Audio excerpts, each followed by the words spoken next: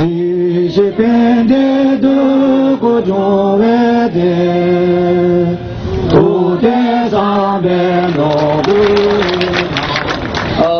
we have Rajiv Malhotra, an Indian-American public intellectual and philanthropist.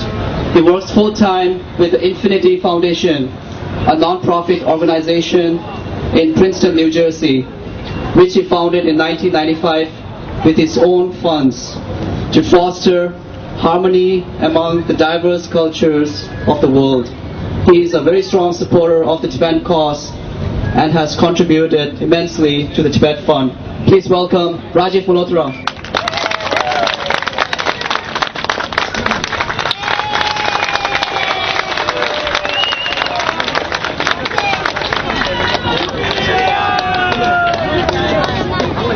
I'm so happy to be here, and I thank you for inviting me.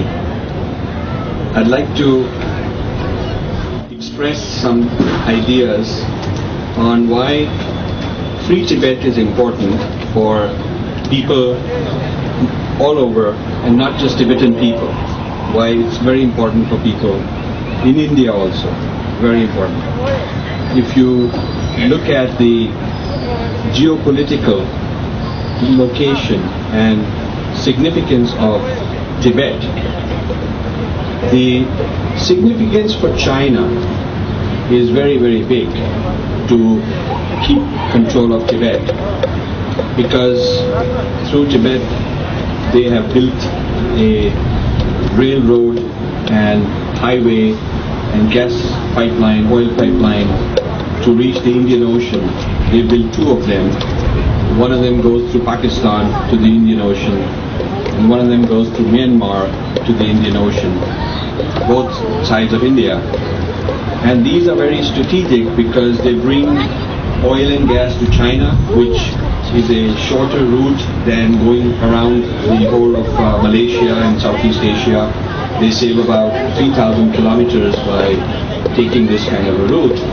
It's also very important for them to export their industrial goods using this type of highway.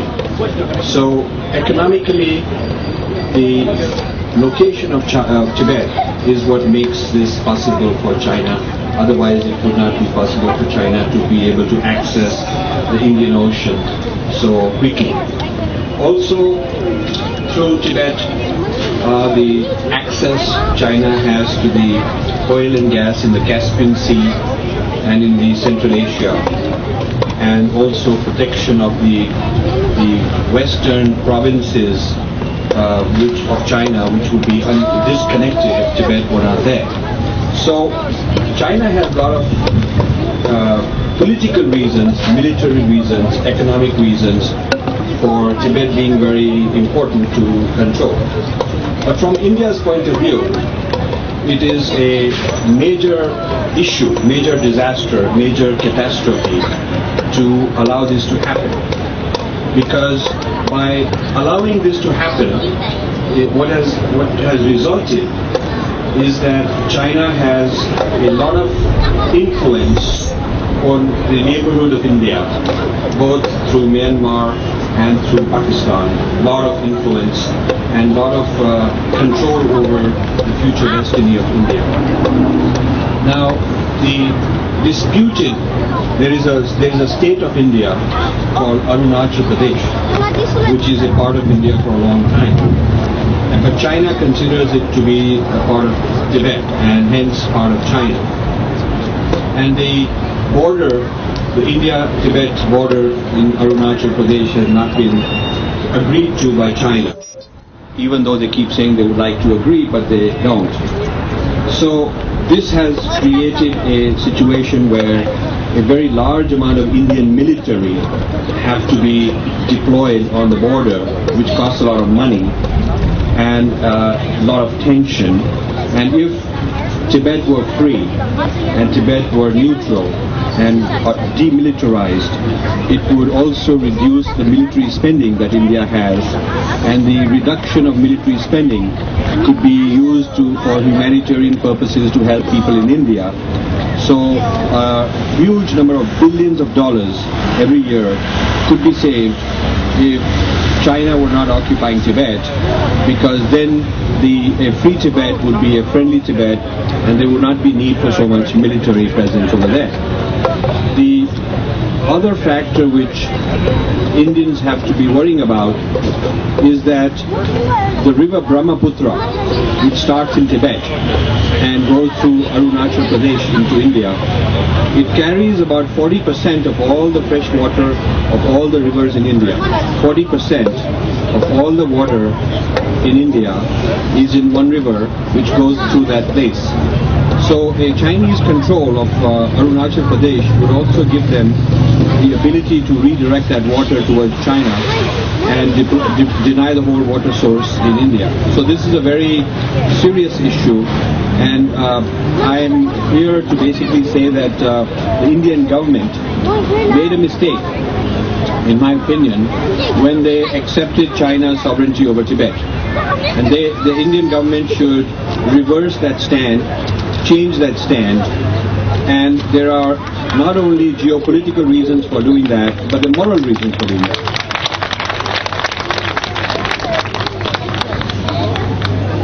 The moral reasons are, China claims that historically Tibet was part of China, but actually the script of Tibetan is Sanskrit-based script and not Mandarin-based script.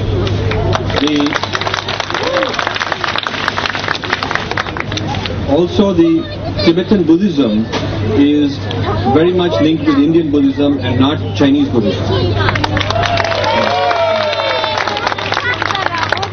In fact, in the 8th century, there was a Chinese attempt to claim that Tibetan Buddhism should be replaced with Chinese Buddhism. And there was a person who was sent by China to Tibet to make the claim that the Chinese Buddhism philosophy was actually the correct philosophy and the Tibetan Buddhism philosophy was not the correct philosophy. So the king in Tibet at the time, he sent for a Buddhist expert from India to come and debate.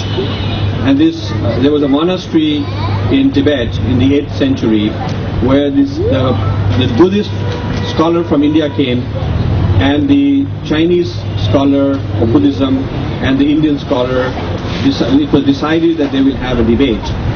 And it was also decided that the person who wins the debate, it will be accepted by the person who loses, and the person who loses will convert to the point of view of the winner. So this debate is a recorded part of history, and in this debate, the Chinese scholar accepted defeat in that debate. And so the idea that Tibet is ideologically or culturally part of China is something which was debated in the 8th century, and that idea was already lost in the 8th century by the Chinese side. So this claim that is made all the time is actually a completely not valid claim that Tibet should be part of China for civilizational reasons. And in Indian history and in Indian philosophy, both Mount Kailash, which is in Tibet, is considered the home of Shiva, and Mansarovar, the lake which is nearby, is a very sacred lake. Tibet is a very sacred land to Hindus and Buddhists all over India. So India-Tibet have a very long and very old civilizational bond. And so I feel that India also has a moral duty to be the guardian of Tibetan civilization's integrity.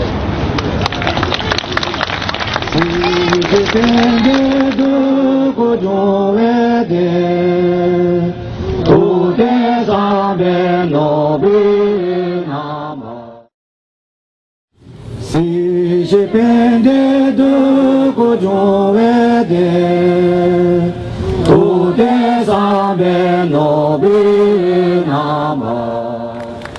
So I would, in closing, what I would like to say is that the Indian government should make two changes of policy. First should be that because the Chinese have refused to accept the border between India and Tibet, they do not agree with the border, and they want to claim a large state of India to be part of their control. Because they don't accept this, therefore India's previous policy of saying okay, China can take over Tibet and control it has to be voided and reversed. Because legally you cannot give somebody control of something which is not even properly defined. If the boundary is not defined, then how can you say that they have something which you don't even agree with them what the boundary is? So the boundary being ambiguous is actually a legal argument which can be used to say that Tibet is unsettled and disputed territory, and we do not accept the fact that we do not accept the Chinese claim that they control Tibet because it is disputed and we'd like to negotiate it. So India can reopen the negotiation with China on that basis, over the status of Tibet. The second change in policy which I think the Indian government should make is that I'm told that in the 1960s, when His Holiness Dalai Lama came to India, there was some agreement between Nehru, the Indian Prime Minister at the time, and His Holiness, that, and it was done under Chinese pressure, and an agreement which I don't think has ever been made public, but there was an agreement that the Tibetans will not engage in political activity on Indian soil. There was an agreement like that. I think the Indian government should say that we revoke that agreement and we allow political activity on Indian soil. And certainly, since a large number of Tibetans are born in India, they are Indian citizens by birth, and they have all the constitutional rights of every Indian citizen, and they should be able to organize their own political activity and take part in politics. I think this item should be pressed because there is a very strong intellectual and democratic argument that the Tibetans in India should have all the political rights, and there is no reason why India should not be a center for a large amount of noise and voice and discourse and summits and conferences about free Tibet. India should have a whole lot of such activities about the future of Tibet, and this should be allowed and encouraged.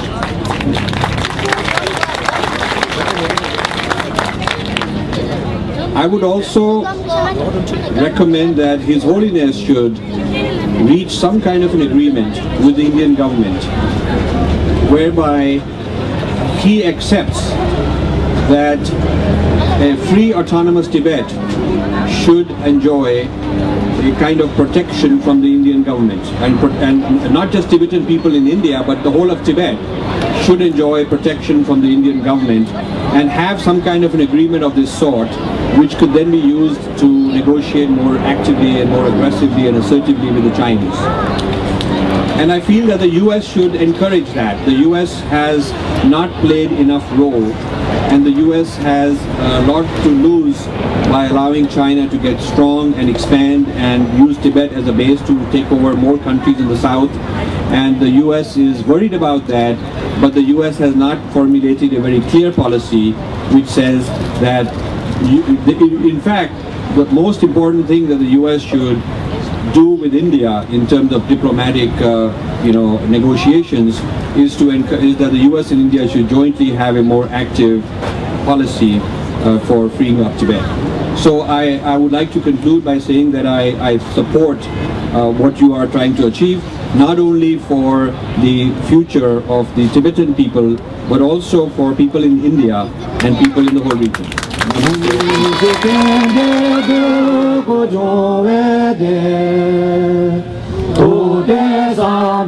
Namaste.